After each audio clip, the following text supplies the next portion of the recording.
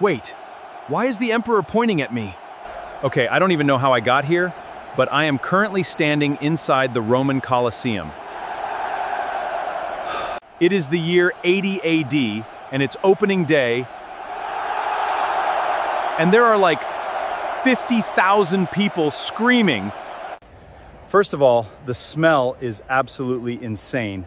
There is zero air conditioning, and it's extremely hot. The guy sitting next to me is eating what looks like a whole roasted flamingo. This is wild. I tried to offer this Roman guard some of my energy drink because he looked tired. And he literally pulled his sword on me. Also, nobody here speaks a word of English. I tried using Google Translate, but obviously I have 0 bars of signal in the middle of the Roman Empire. Wait, look down there! Look at the arena!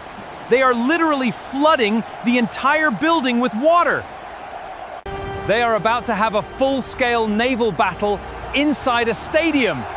The engineering is completely mind-blowing. Wait, why is the Emperor pointing at me? Oh no, the giant Gladiator is looking at me too. Guys, because I'm so tall, they think I'm a barbarian warrior.